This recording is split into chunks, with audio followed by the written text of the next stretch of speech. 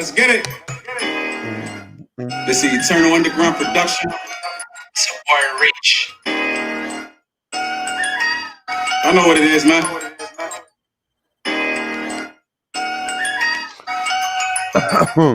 You now tuned in. Sports show with a fix on talking sharper than Katniss Everdeen with a crossbow. Before you place a bet with Patrick and Sean first, unless your aim is that, holler your vibes. Check the stores first. Forget the mother stations. We got. Don't waste your time. Ain't no need to straddle the fence. Now you can take a side with competition where you think a gazelle can take a lion. If you in opposition, just listen. It will change your mind.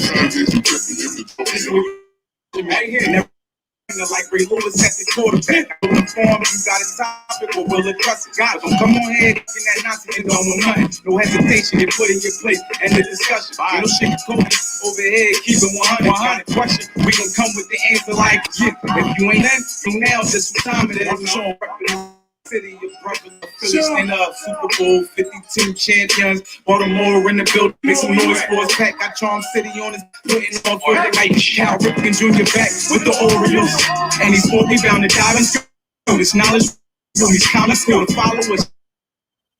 Without you, this ain't possible to do. I love us, I love you. Much love to the fan base and follow the fan page. It's deeper than sports talk. It's something like family. Ever and be more. Let's get you a crab cake. Oh, you in Philly, say let's grab you a cheesesteak. Now running color sports fanatics that you know online. Tune in. When we go. Tune every weekend when we going live. Yeah, you know what time it is, man.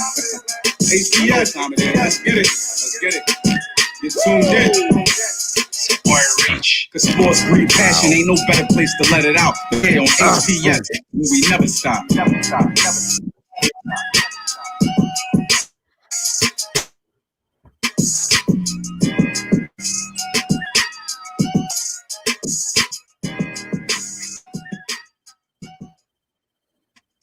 Woo-wee! Woo-wee! We back in the building. Had a week off last week. We back. Patrick Hodge, Baltimore, Maryland. Don James Harrison, Philadelphia, PA. Side by third side. man in the booth. Oklahoma. What's happening, baby?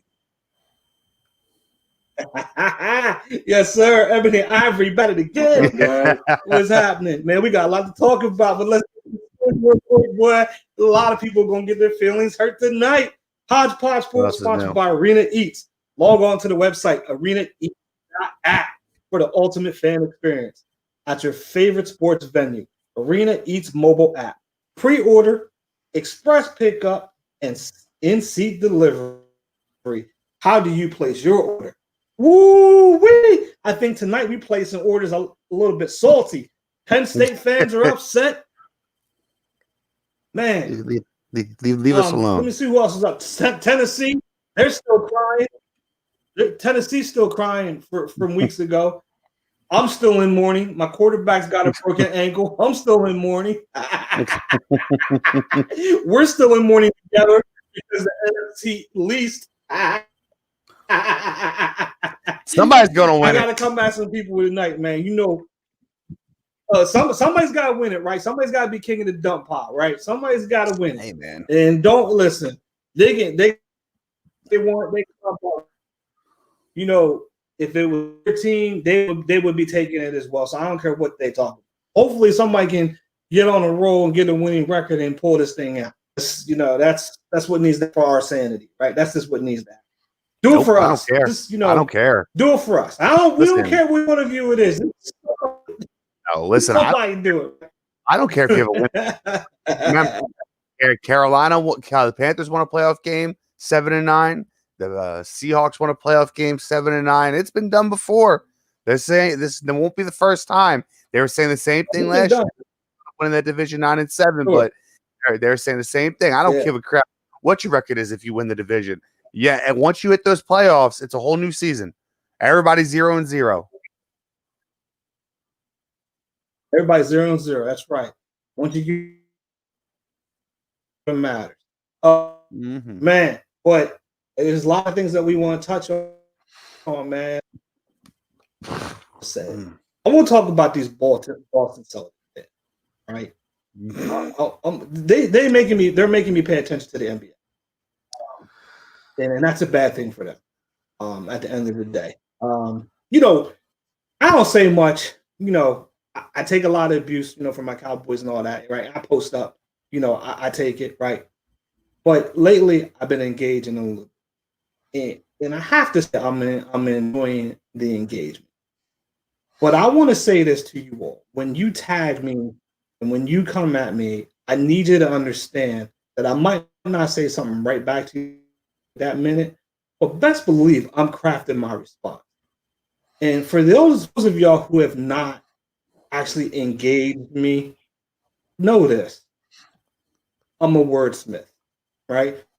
I get on a roll. I'm like, they're not. Put them yesterday. I said I had to send Sean a message because I had time on my right. I hit Sean up probably about 8:30 in the morning, right? Working. That's why he's laughing, right? Because I said, look, I got nothing to do but fun, right?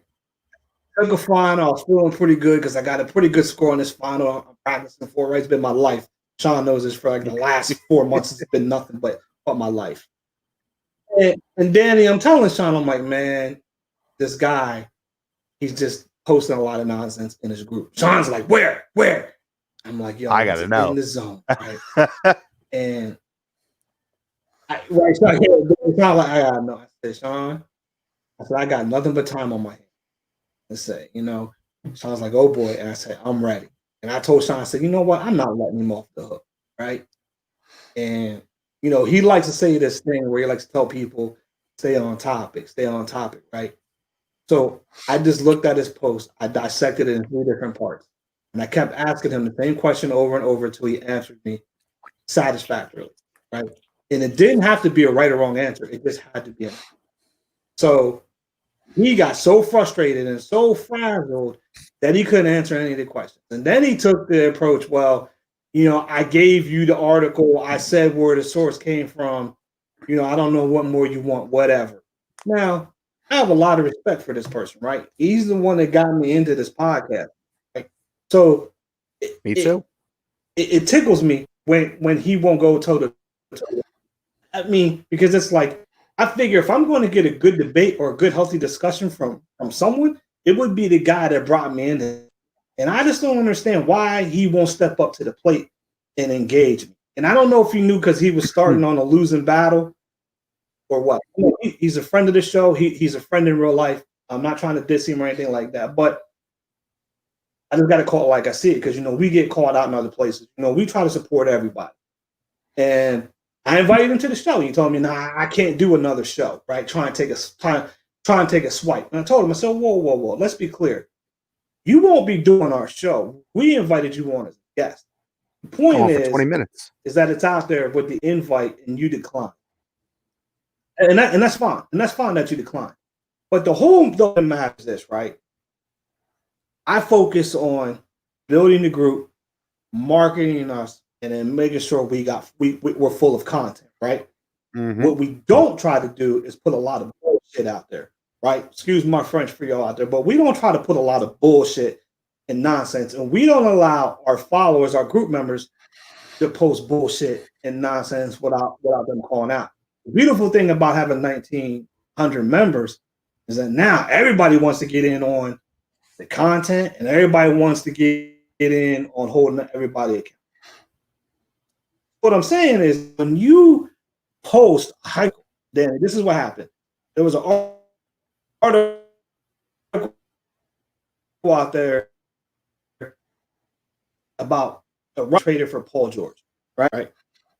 And he said it's on the table. How do you feel about that? You know, it's proven that Ben Simmons and Joel Embiid don't play well together on the court and off the court, right?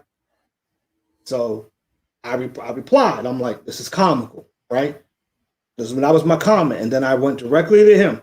I was like, where is it that Ben and Joel don't play good together on the court? Because they have a winning percentage, I believe, over 60%. Now, don't give them the number. They have a winning percentage, high winning percentage running on the court together. Then it's been reported they don't get along off the court.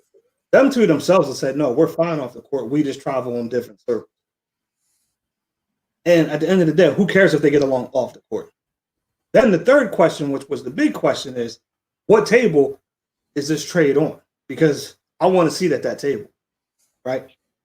So, unbeknownst to him and unbeknownst to Sean, because I didn't show Sean anything that I had ready to go. I show Sean what I'm going to fire off with, right? I'd be like, yo, you know I got this, right? Look, this is what I'm going to hit him with. I ain't saying anything. I just sat there in stealth mode. I just kept telling Sean, I'm going to kill him. I'm going to kill him. He's not ready. He doesn't understand wordsmith. Watch this. I just kept going at him, right? And Sean's like, well, and I didn't even tag Sean in the post then. I wouldn't even bring him in, right? And eventually I brought him in, right? So then I fought fire with fire, right? There was an article out there that said that Paul George was being rumored to be traded to Boston. And that was already posted in our group, right? All the particulars, it was like Paul George, Landry Shamet, a pick for Kemba Walker, these, and a couple picks going back. So this says to me, oh, you left out that Shamet was included in trade. I'm like, it's actually in the post, right? If you just look at the post, it says everything. So, make a long story short, right? We never got anything, right? He's like, well, Keith Pompey covers the Sixers, so I'm going to take his word over his. And I was like, that's fine. I said, there's another beat writer for the Sixers who came out immediately and disproved that they don't get along on the court, right? And then you had a high-ranking executive in the organization that said that's false. So I posted that. And he says, well, you know, what GM is going to say that the players don't get along on the court? But mind you, I'm still waiting for what table the trade is on. I never got an answer to that. So all I'm gonna say is this, right? When you come at us, right, you got to understand the HPS Army is strong, right? And the only thing that I can say before I move on, because I just had to get this off my chest, just glad that it was in your group, because if that was in HPS, oh my gosh, that would have been bad. It would. Been bad. It would have been ugly. It would have been straight up. Real ugly. It would have been straight up and on top of like the difference between the two groups is that we have a lot of Sixers fans and a lot of I'm gonna say knowledgeable Sixers fans that don't take I don't want to say that aren't biased, because a lot of them are. But we have some ones that we have as our own admins that are Sixers fans, as myself and Michael Ziegler, that are Sixers fans and unbiased. But to follow up on your point there, Simmons and Embiid winning percentage together is 616, so 61.6%. So I mean, I looked it up while you were rambling there, while you were going off. So yeah, well, it is pretty good because I want to say this to Danny, right? And I've been waiting for Danny to say this, right? When college football started, right, there was a couple upsets in the Big 12 conference, right? Texas got beat, Oklahoma got beat, so they came out of the woodwork, right? I mean, just crushed him on the whole conference, right? But how come nobody's talking about Arkansas with the two upsets? How come nobody's talking about Kentucky beating Tennessee? How come nobody's talking about Missouri winning, right? I'm talking about this conference, right? Because I'm going to say this year, like I said, last year and the year before. Petty Patrick's in the building. So you know when I get up close like this, I need y'all to hear me. SEC is a one-team football conference. I said it last year. I said it the year before, and I'm going to keep on saying it until you prove me wrong. You can ride that Georgia's this, Georgia's that. It's Alabama or bust. Point blank. That's it. So I'm gonna stick up for the Big 12. I'm gonna stick up for my man Dan, because I just don't understand how these SEC cats are running around knocking everybody else for losing. It was terrible. Kansas beat somebody. Oh, the Big 12's terrible. You got these lower seed teams beating the big teams. Well, what do you think of the Big 10 this year? Well, we get to that in a minute, Lou. We gonna get there. Trust me. We might not get anywhere else that we want to get tonight after we get to the Penn State game. I think this is gonna be crazy. So, Danny, is there anything that you'd like to say to the SEC faithful in HPS at this point in time, sir? Nothing that hasn't been said already. They just have this ride the coattails of one team every year, and they think every team in the conference is as good as that one team. What one team is that, Danny? What one team is that It's the SEC is the only conference that does it. It's Alabama. Every year it's Alabama, because Alabama is the most consistent team in that conference that makes it to the playoffs, and they're the most consistent team that is just elite. You might have a one-off, like you have LSU last year or Georgia back in 2017, but other than that, it's Alabama every year. And I don't understand why all the fans in that conference think their team is just as good as Alabama. Like, I don't really want to harp on Tennessee fans because they have it bad enough as it is. And I like a lot of our Tennessee fans in the SEC. They're garbage. They're garbage every year. Nothing changes. They all SEC. We play. Who wouldn't last very Power 5 conference? Probably be a 6-win team in the Big 12. Probably be maybe a 7 or 8 team in the 12. You're just not a good football team. And I just don't. And I mean, even if you watch SEC commercials, it's just SEC. And it's annoying. It's really annoying. And I mean, like today, I posted an article about how Nick Saban has basically come out and said what I've been saying for the past 3 years or more, that defense isn't winning championships or games anymore. It's offense. Even probably one of the most, one of the biggest defensive coaches in the conference and won everything, or in the country, is saying the same thing. But now you've got fans going, oh well, you can say that now, but whenever you have to play an SEC team, we're always the one that chooses that. I'm like, stop. I mean, that's just not true. That's not what Clemson says. I think there was a couple of years ago where SEC was like the third. They have like the third winningest record bowl season. I think that the Big 12 and the Big 10 beat them out. So it's just nonsense. It's all it is. It's nonsense. Can I? They're eventually just going to have to face that their conference isn't as good as what they is. Right, and especially this year, everybody's going to be a little off from what they normally expect with this COVID. Go ahead, Tom, tap in. So I gotta say here, I mean, I feel like you guys. No, wait, am I muted? Can y'all hear me? There he goes. All right, listen. I gotta say, I'm kind of confused here on how we're gonna sit back here and say the SEC is a 1-team conference, and then Danny go ahead and say, yeah, there's some one-offs, but LSU won last year. Alabama's been in it every single year. You said Georgia in 2017. Wasn't Georgia in the Final Four in 2016 as well? Florida's been in it before as well. In 2014, as latest as 2014. If you want to talk about a 1-team conference, then you need to shift down, not down. Just let's go over a little bit. Let's go to the ACC. If you want to talk about a 1-team conference that has literally Clemson, and that's it. It's literally Clemson. I'm sorry, and I wish that Miami fan that was still around clapping the U horns like they've done anything since the turn of the century. And this is why, like, I don't understand. Like, we want to sit here and we want to kill the SEC for having just Alabama, but let's be real. Like, Georgia's a good football team, and they just can't come in when it matters the most. But they're still a good college program to play for. Tennessee, y'all suck. Just get over it. Y'all are never going to be good. Nope. Florida is the same thing. They're a good football program. So the SEC has more than one team, but the ACC literally has Clemson.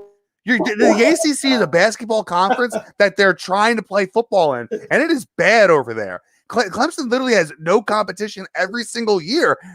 Their best competition is a team that hasn't been good since 2001. That's why when I said the U is the Cowboys of the NCAA, I'm not wrong.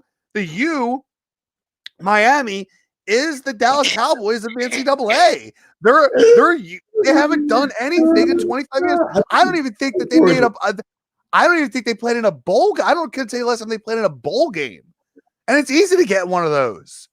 All right, like so. Listen, I think if we want to sit here and give Alabama crap or give the SEC crap because Alabama's been good and we want to discredit Georgia and Florida. That's fine. We can do that. But we can't let Clemson not get away with this any longer, okay? You can do that. Clemson this is every year with Clemson. Yeah, that's fine. That's fine. But the point is that we don't have anybody that we know are running around saying Clemson and the ACC is the best ever, right? That's the difference. That's where we're coming at, right? We got oodles and oodles and oodles of people around our the ACC is all that, but yet they don't want to take the lumps that they deservedly should take when they run their mouths. Is what I'm saying. Because week 1, week 2 was all about the Big 12 losing their teams losing the lower seed. That's what I'm getting at. So my point is, your point is spot on. There's no denying that the ACC is a one-ball conference. Absolutely. If I said anything to dispute that, then I'd just be a liar, right? Point. But my point of view, and I think what is just that this rhetoric that we always get, and it's just like, yeah, there have been other teams won, no question. They're going to be talking about Penn State losing today, right? Right?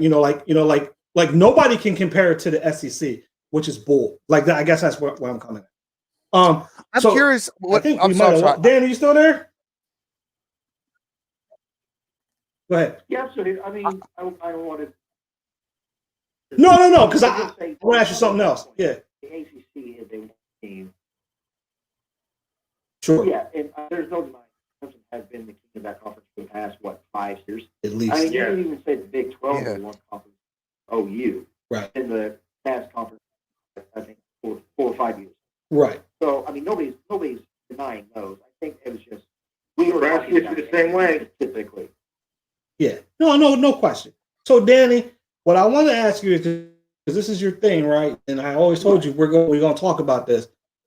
But anything strike you in the games that happened today? I'm hoping Sean has that play ready for you. But is there any games that struck you as talk about today? I see Auburn got another bad call that went their way or something. Did you happen to see that play by chance?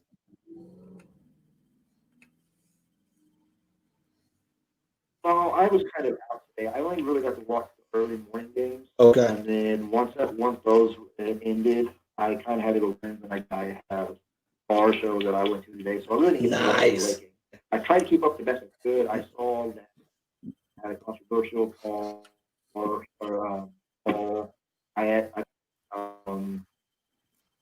OSU won. They're 4-0 now. They're the only team in the Big 12. When I say OSU, I mean. Oh, we got you. Yeah. This is just kind of me looking forward. But if they go undefeated or at least have a one loss, I have a feeling that the committee is not going to take them in the playoffs, even though they should. Yes, of course, and that's where that bias comes in. They'll take on one loss or a 2-loss SEC team. It's ridiculous. Yeah, and I think that because of the helmet work. Sure. Nope. I absolutely agree. Absolutely. Most what I can see, everything else. From everything that I can see, I think most teams won today, but they were supposed to win. Yeah. They did what they were supposed to do. Other than if you get a chance that you haven't seen the play, I had Sean look at the play right before we came on. Look at the 2-point conversion play that Indiana got to win the game. You ready? Let me see. Can I share? I'm gonna share. No, I have to share my screen. You have to hit the button yourself. Yeah, I have to do it myself, and you have to. Sometimes the 2-point conversion works. Sometimes it does. Okay, whenever, go ahead and knock it out. Auburn had a bogus call to win again. Yeah, the rest says that's what. Thanks. Is it up right now? Bogus call to win the game to win again. Excuse me. Rest said a kickoff guy's hand, not yet. Oh wait, hold on. Yeah, I'm ready. I'm waiting on you there, buddy. Pay attention to what I'm doing. All right, so this is the play that Patrick is talking about. Went to the end zone. Definitely looked like a touchdown. So yeah, this is the play that Patrick is talking about here. I'm gonna play if you got play here, so everybody can see it. I saw it for the first time a little bit ago. Yeah.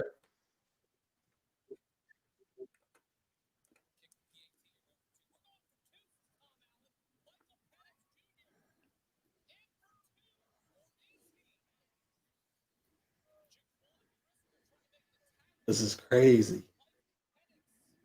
All right, there's a good view. Oh, man.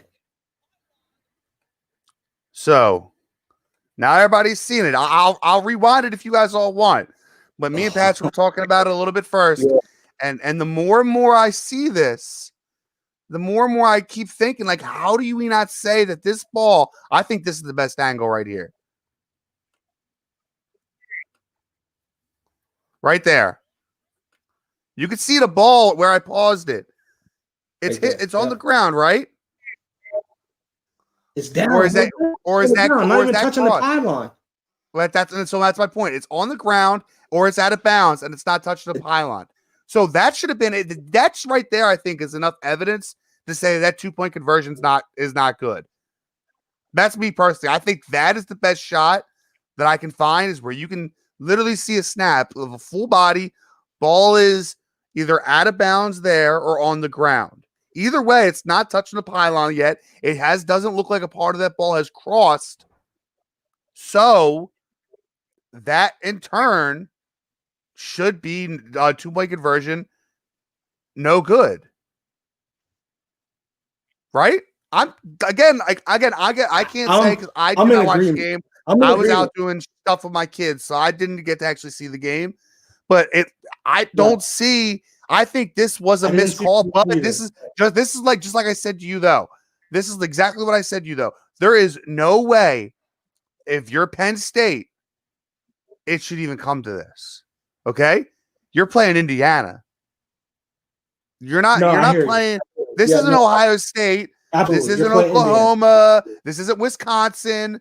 This isn't one of the Michigan State, any actual good football program. Yeah. This is Indiana.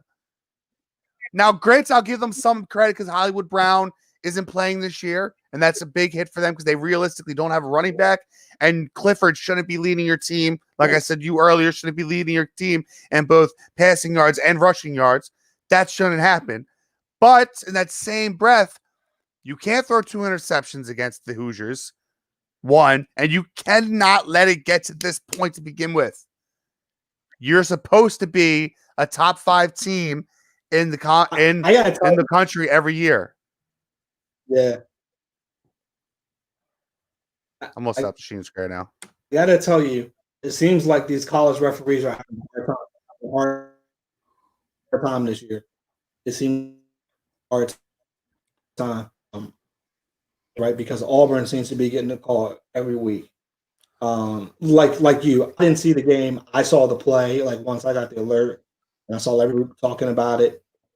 And I understand why everybody's upset on that play. And I guess for me, it was even reviewed. So you go, and you know how I feel about review. I just think review should just be taken out because they don't always get it right. And the whole point of having a review is to be able to get it right, and they still don't always get it right. So I can live with human error, right? I mean, that's how we were brought up on sports. It's always been human error. So I always have a tough time with replay when they don't get the play right. Real time, they called it. I can see why they called it. They saw the pylon move. But man, if you break it down just from the video that you just shared with us, it first of all, the ball looks like it's out of bounds. That's right, what I said. But to me, that was my first thought. Hit the ground before it hit the pylon. I don't even think that like when you stop it and you look at it, right, like you can look to see if the nose of the ball broke the plane because he's has it like at the. It's funny, he has the football like a football, right? Just at the angle, right? So it looks like the back half of the ball is definitely out of bounds, and you could possibly say that the front part of it may have broke the plane, but to me, that looks like the ball's on the ground, then moves. But if that fatter portion is out of bounds, it shouldn't matter, right? See, I don't know, right? It's like if it's simultaneously, right? Like if you're simultaneously in the air, out of bounds, and break, what happened, right? To me, it looks like the ball clearly hit the ground first, then scoots up into the pylon. Right? That's what it looked. It looked like when he dove. Even just forget the ball hit the ground, then moved into the pylon, right, and then went out. right? So once it hits the pylon, it's over, right? It's not like you fumble through the end zone because the pylon stops it. So this is weird. And they have these cams. Don't they have the end zone cam? Like, I don't know. That's tough. But again, they have all the not same being able to see the cameras whole that we game. saw. Just knowing that you're the eighth, right. Just know that you're the 8th ranked team and you allow yourself to be put in that position. Exactly. Is for another discussion, right? But man, it's just a tough pill to swallow when you see it, right? Like when you see that play, and it's like, ooh wee. But man, and you know me, you know that I'm not somebody that wants to blame. I don't ever blame one play for a loss. I will never, ever, ever blame one play for a loss. I think there are things that accumulate in a game that cause a loss. Not one single play will ever cause a loss to the game. And this is just like you said, you're playing Indiana there. You cannot let that happen when you're playing Indiana. There's no reason for it to be in that situation. So for me to say that call lost in the game, in real time it lost in the game. But if you sit there and you break it down, I'm not going to say that lost in the game because that's Indiana. Like you can't have that situation against Indiana. Right. In that grand scheme, I don't know if they had any fans at the game, but I wonder if they did, how they were getting their food. Because Hodge Podge Sports is sponsored by Arena Eats. Log on to the website arenaeats.app for the ultimate fan experience. Arena Eats mobile app, pre-order, express pickup, and in-seat delivery. How do you place your man?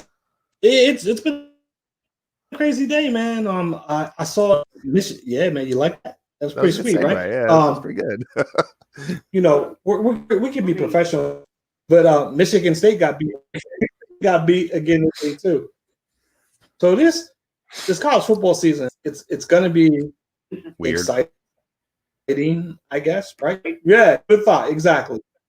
You said something earlier that struck me, and I've said this to you privately, and I'm not even enjoying the NFL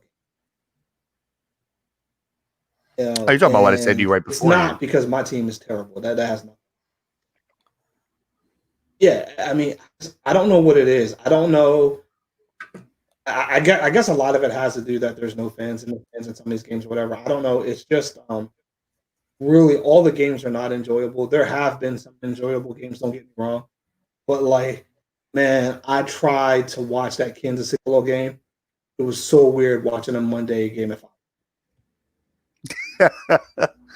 Yeah, man, but that's something you just kind of gotta we're gonna be dealing with that all year. I think. I don't think that's gonna be going away because I think as more and more the season progresses, the more and more we're seeing that these grown adults can't be held accountable. Apparently,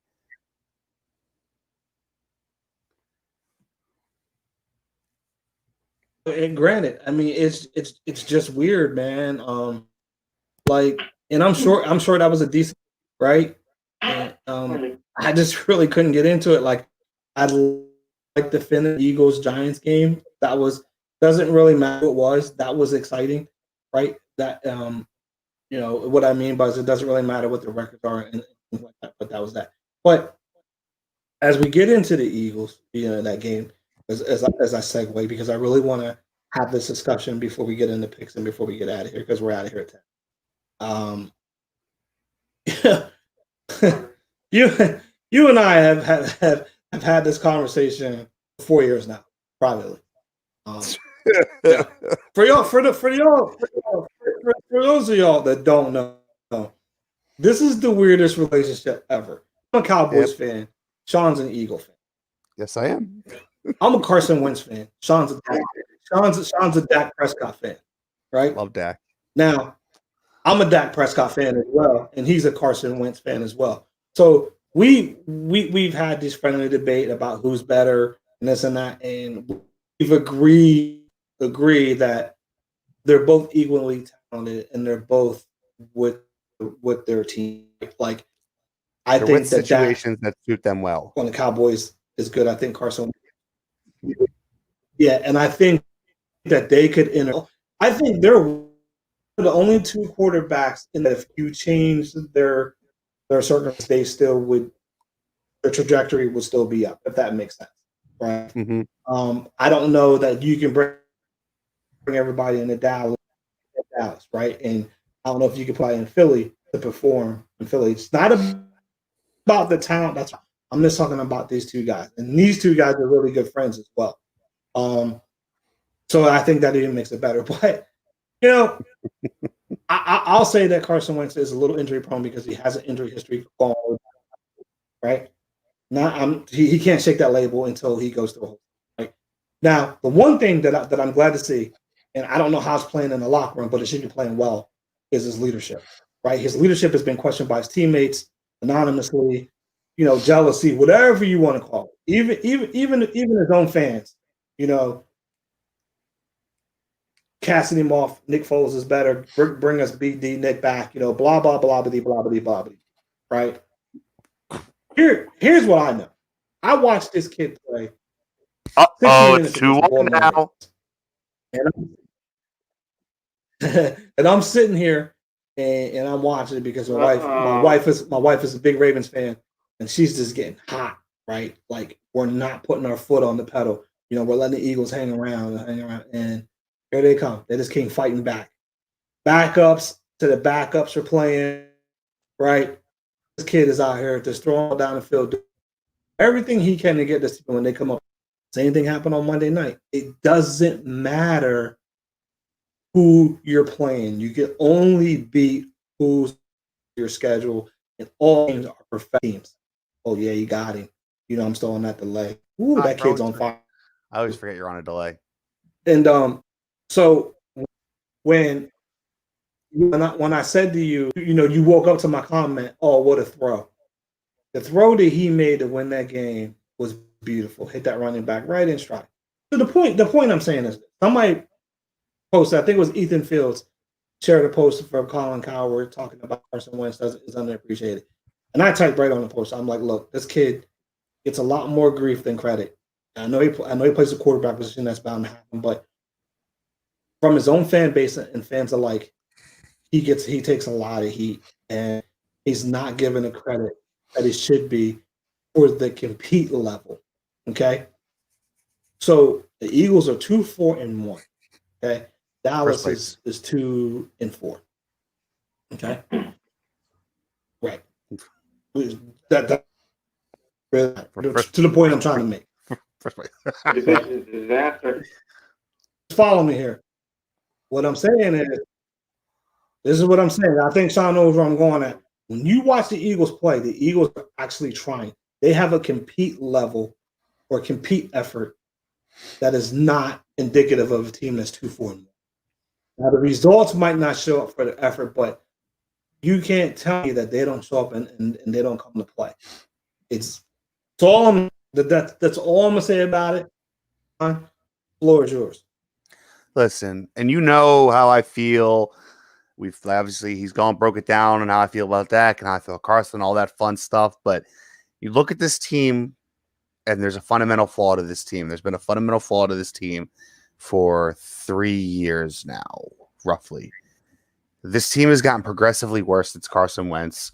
Sorry, since Nick Foles won the Super Bowl and Carson Wentz had that MVP-like season in 2017. This team has gotten progressively worse. Like I posted in that thing you're talking about with Colin Cowherd that Ethan Fields shared, that every year since 2017, this team has gotten worse on offense, whether it's via injuries, via bad sightings, via bad trade. That's not on Carson. All we can look at on paper is how Carson plays with what he has in front of him. Well, let's talk about how he's played with what he's had in front of him.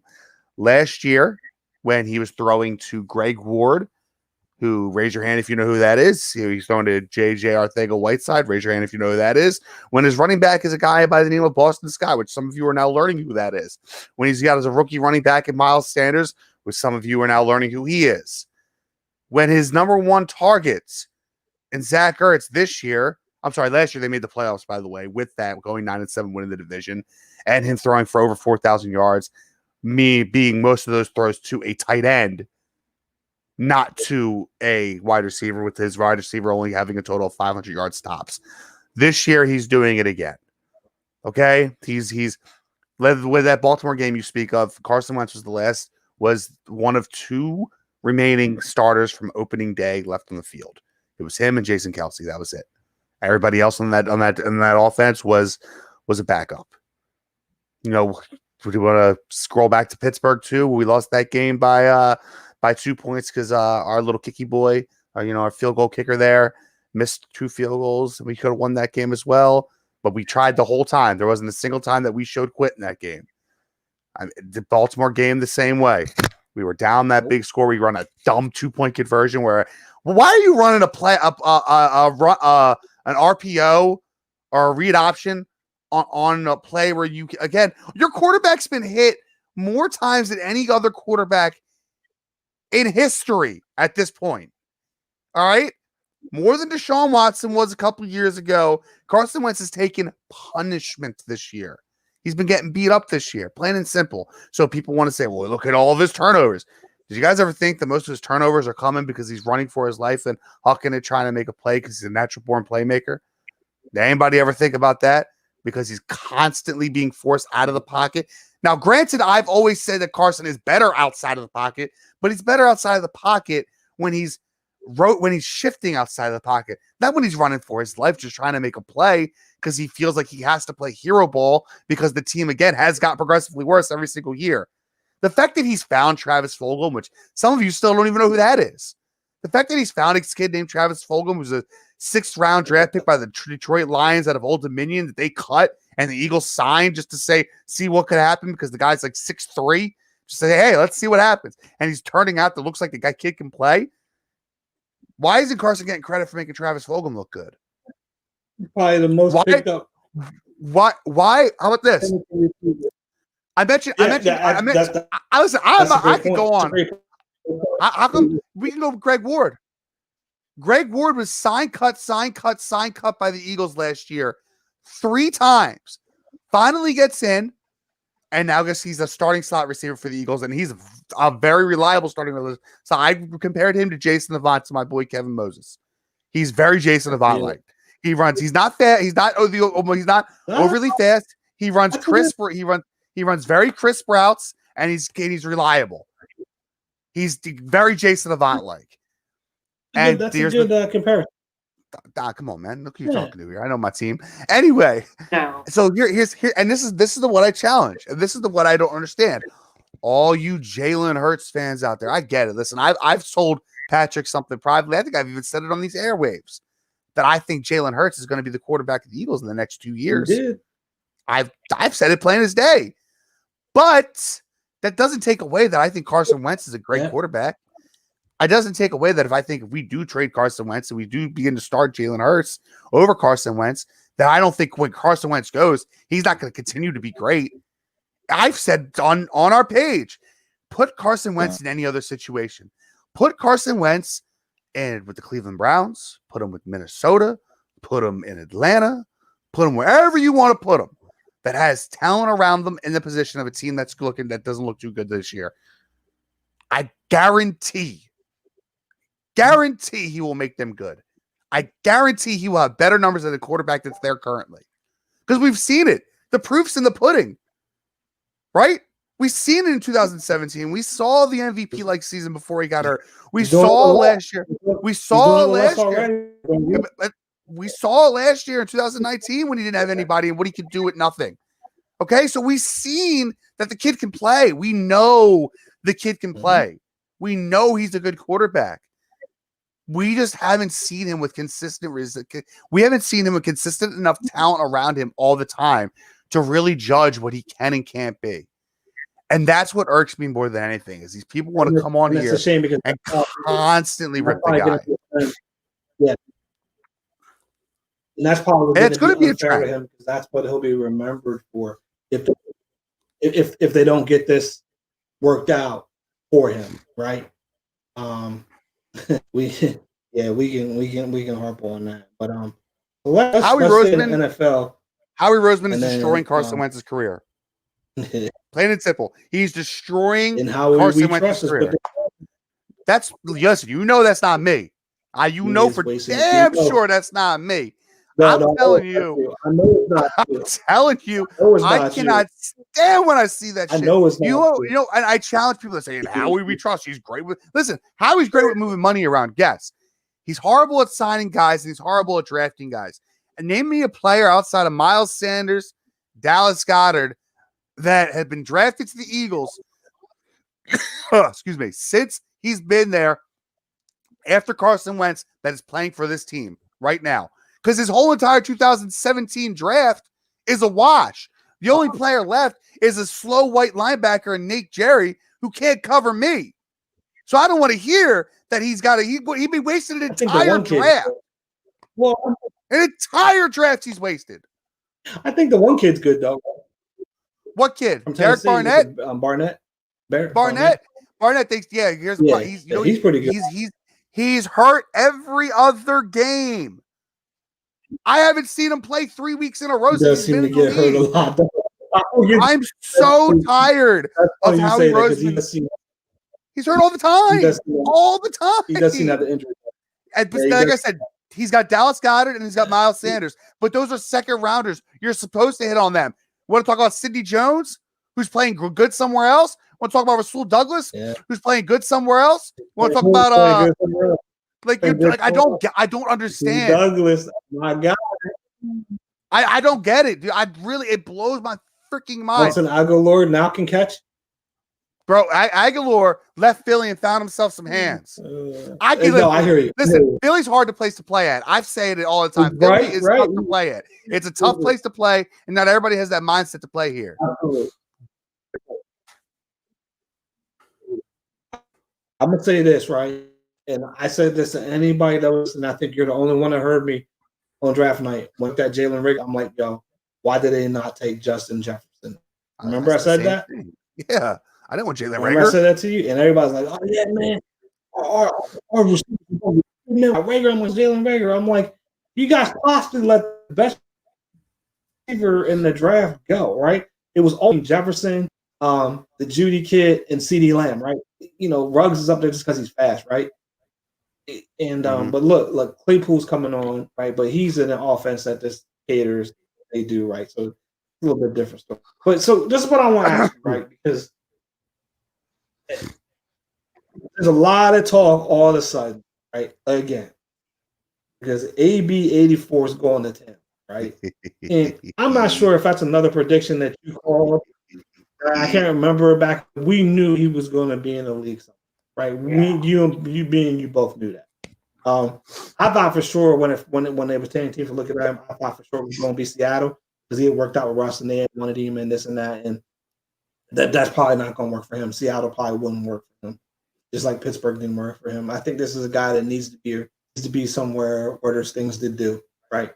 And he worked out well for New England when he was with Tom Brady. But here's what I'm getting to. Not everybody wants to vault Tampa Bay right back to the top and say they're going to the Super Bowl because they signed Antonio Brown. So, thing is this, you know, I've been Antonio Brown fan, right? You know that. Right? I like me some AB84. I don't appreciate what he did on the field, but that's not a concern, right? Between them white lines, that dude was as good as there was. I don't know what he's gonna have to bring right now for so long in this, right? But it can't hurt going to a situation like Tampa where he doesn't have to step in and be the man, right? But I'll say this though: if the kid has anything left in it, he would end up being the man in Tampa, right? Point blank, right? Whether that means he's getting all the balls thrown his way, which I don't think will happen, because I think Tom Brady has always been a guy that spreads the ball around. Right, you know, and I think that might help Tom Brady get that offense change a little bit more to what he likes instead of having to throw deep all the time when you can get, because AB can do it all, right? Possession, outside, slot, you know. But like I told you, let's just slow down, man. Let's let this season play out. Like one player is not going to make that much of a difference to take you from what are they 3-3? Aren't they a 500 team? 4-2. Yeah, 4-2. Right. I think they're actually leading their division right now. 4-2, right? I think so. Right. I think them in New Orleans. Well, if New Orleans wins, then New Orleans will have it because New Orleans beat them the first time around. Yeah. So, I think both are 4-2. Listen, though. you got to win your division first, but I'm not putting. But remember, New Orleans beat them first game of the year. Yeah. Remember that was the game. New Orleans beat Tampa. So I'm not ready to put anybody above Seattle at the moment. Right? Seattle they're defensive on defense, but and listen, give me a rematch of Aaron Rodgers, and I don't think that it's going to be as lopsided as it was the first time. Not saying that Tampa Bay won't win, but I don't think it's going to be as live, right? You're going to have those games, but so where I'm going is that some of the Pittsburgh Steelers fans remind me of Boston. And what I mean is, you ever notice, especially in our group and the ones that we pick up, that Boston has the greatest of everything, right? But then once somebody leaves, not any good. like you know what I'm saying? Yeah. Pittsburgh Steelers fans are the same way, right? Except for a few of them, right? You know what I mean? It's like Pittsburgh's 5-0. Pittsburgh hasn't really played anybody, right? To be 5-0, right? to be like as like a contender. They play Cleveland. I'm looking at the schedule. Pittsburgh 5.5 under. Listen, Pittsburgh's a 5.5 point underdog to Baltimore in 2 weeks, and Pittsburgh's undefeated. Okay? So where the Super Bowl contender talk is coming from this guy, from this fan, cracks me up, right? But I'll say this though, because we're going to pick this game. This is going to be a big game this weekend for them against Tennessee. And I've always said this from the beginning of it to the word come on. One thing that Pittsburgh always does is that defense. That defense is legit. But yet you almost lost to the Eagles. Right? You know what I'm saying? We'll put up 30 on you. It just cracks me up how we all elevate Tampa Bay. Yeah, Tampa Bay to the Super Bowl because Antonio Brown's coming back. And then fans are like, oh, he's such a cancer. You don't really know what happened in these lives. AB runs his own routes. You don't remember? We know in Pittsburgh. He just runs whatever route he wants. Everything. Well, yeah, but everything gets catered to the quarterback, right? And that's just, I don't know. That's just the Pittsburgh way, I guess. It works for them. They have success. Once he moved on, other people were able to excel, right? Just like, once Kyrie Irving, led Boston to all these championships and everything. Oh, wait, what? Moved on, then allows these other players to excel.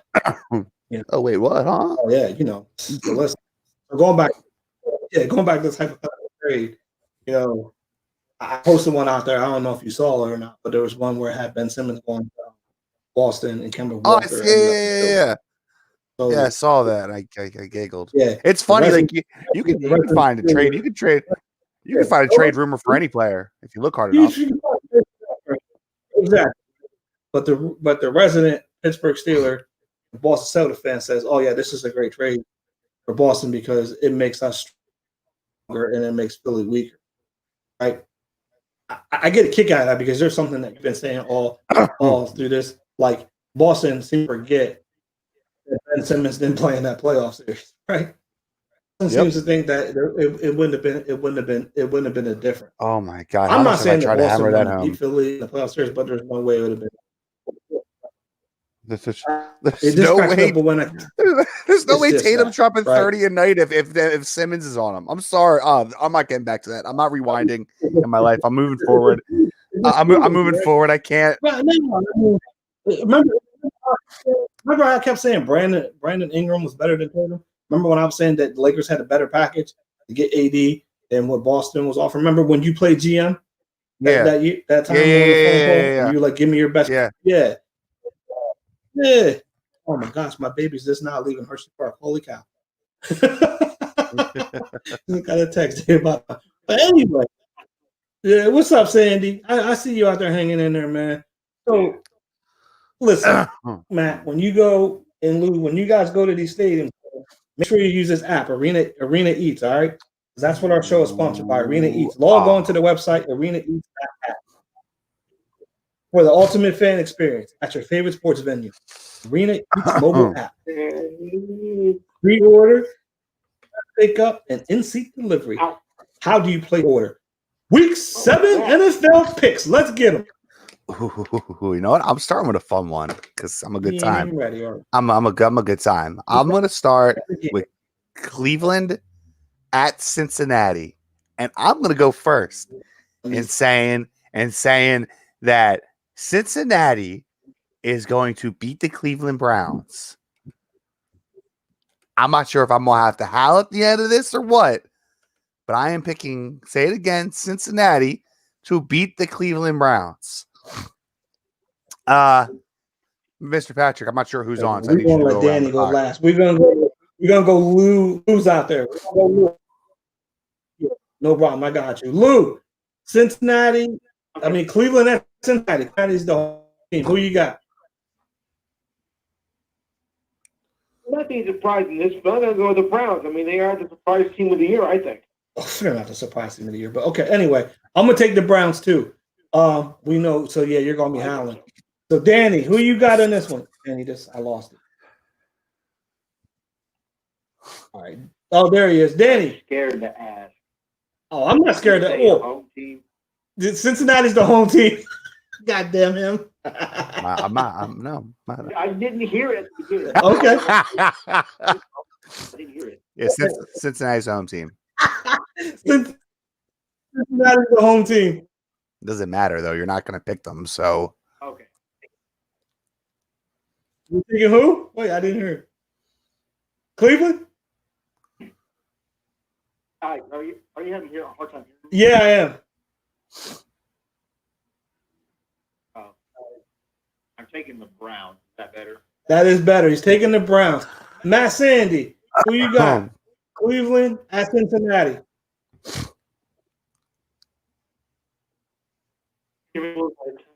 Whoa, Sean, you're not howling. He said giving the Bengals by 10. He said Bengals by 10? Listen, just so everybody knows, that's what Matt said. I'm taking the Bengals knowing that Joe Mixon isn't playing.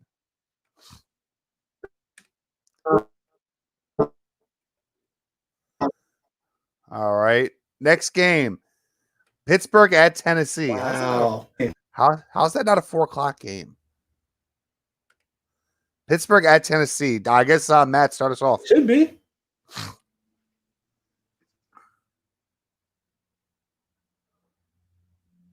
Yeah, Matt there. Matt. Pittsburgh at Tennessee. Give me Pittsburgh. Pittsburgh. Lou, Pittsburgh at Tennessee. Steelers. I guess it's on to me now. Pittsburgh at Tennessee.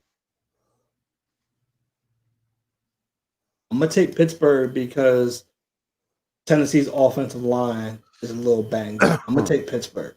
And is Danny still out there or did he go? I'm having problems with the phone line. I got you. They keep popping in and off. If he pops back on, I got you. I'm going Pittsburgh as well. Next up, I'm going to be alone here too. Maybe not. I'm going Carolina at New Orleans. I'm going to go first again and saying those Matt Rule-led Carolina Panthers are going to lay the smack down on those New Orleans Saints. Correct me if I'm wrong. Michael Thomas is not playing again.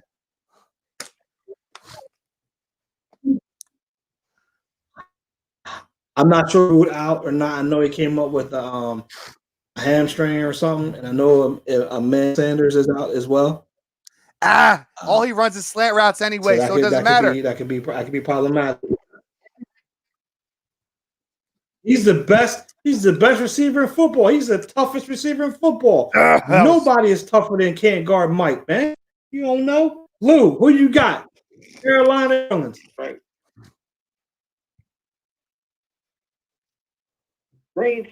Saints. Matt Sandy, Carolina or New Orleans? Yep. Carolina by a field goal. Carolina by a field goal. This guy, I like this guy. Man, who's the home team in this one? I'm for real too. The Saints. You like Matt Sandy? Teddy Two Gloves. Sorry. Who Saints are the home team? Saints.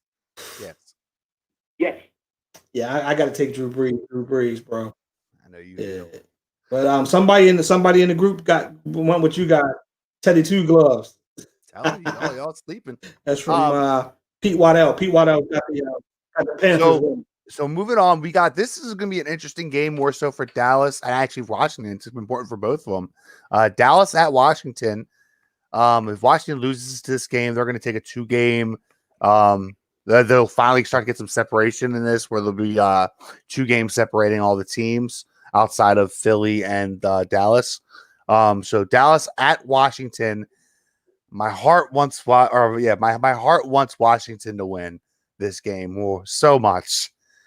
But I just don't see how Dallas loses. Let me rephrase that. I don't see how Dallas puts up another clunker like they did last week.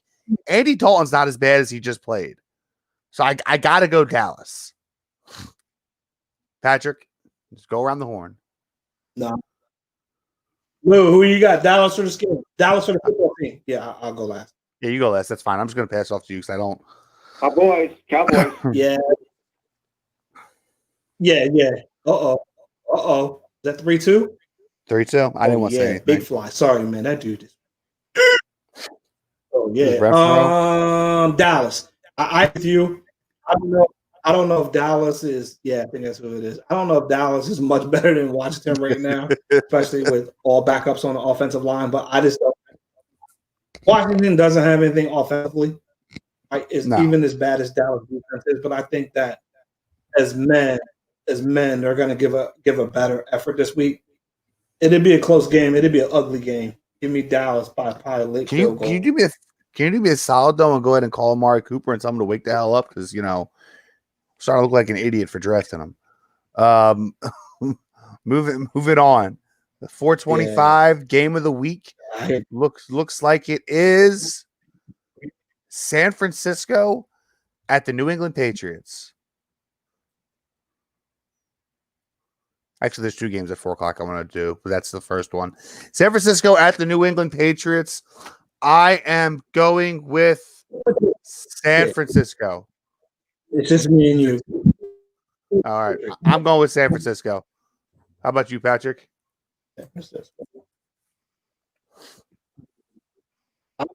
I'm going with the Patriots. I just think that they won't lose 2 in a row at home, and the San Francisco's traveling. So I'm gonna go with that. Matt Sandy, who you got? The 49ers or the Patriots?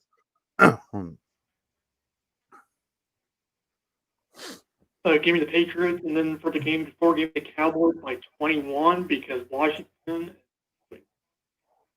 He said Washington Dallas by 21. I'd like to see that. Okay, he caught up on both those picks. Okay. So here's he said give him Dallas by 21 and the Patriots.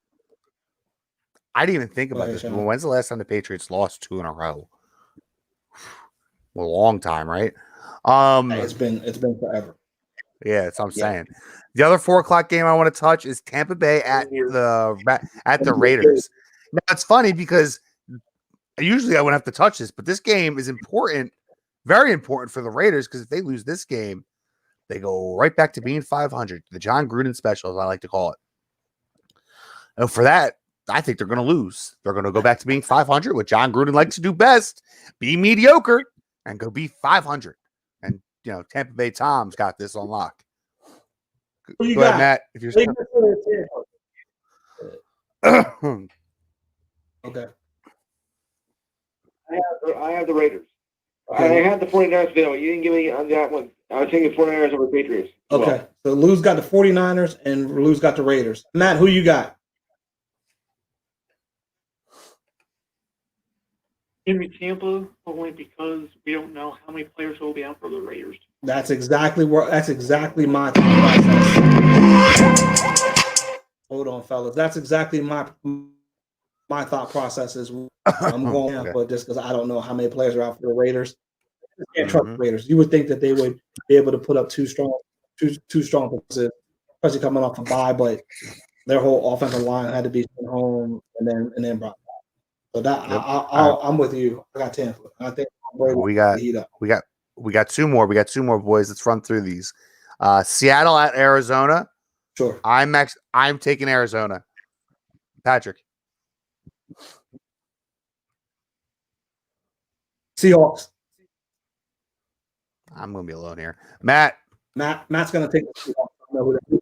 He's gonna be Seahawks fan. Seahawks. Seahawks fan. Lou. Unanimous. It's unanimous. Seattle. Seattle. All right. That's one. Oh, there you go. There's your howl for you. And the Monday night game. You did take Arizona. I took Arizona. The Monday night game is Chicago at the Rams. Matt. Give me the Bears. Damn you, Bears. man. I'm thinking, damn. Lou. The Bears. And I'll take it on that. Patrick. All right, Lou. We'll see you next week, buddy. Good night. Lou. The Rams.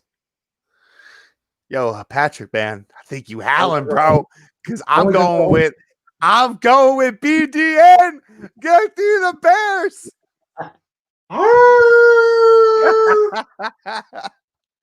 right, everybody. Hey, Matt, thanks for hanging out with us, man. It's been a blast. Thanks to everybody that was on the live feed. This is Hodge Podge Sports Show, sponsored by Arena East. Log on to the website, arenaeast.net, for the ultimate fan I hate to experience. be the bear bad news, but the show's over. Hope you enjoyed it. We can sit and debate and go back and forth all day long. Shout out to Raina Williams. Ain't another place to hold it down. Like the way that we hold it down. Won't hesitate that my last song. You ain't know it then, that you know it now. Pat and Sean with the dynamic duo on the best show around. Reverse 360 windmill.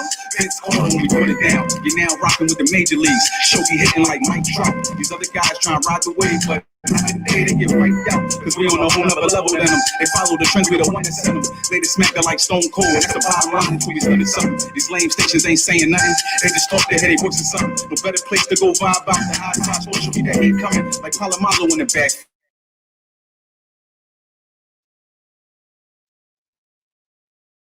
Relax, chill, everything coming. A good time, what it's all about. Hope to catch y'all here next week. Today's not, and we encourage you to call. The opinionated, bring it on. Just make sure that you're prepared and come on and not at all.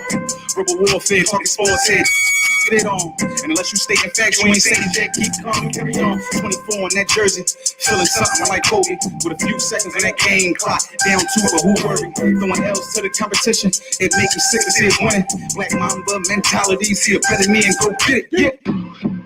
You already know how we do, man. Hodge Podge Sports Show, man. What up, Terrence? Boys. Sean, what up? Pat, what up? Yeah, thank y'all for tuning in, man. Thank y'all for tuning in, man. Like he says, good night. We outie. See y'all next week.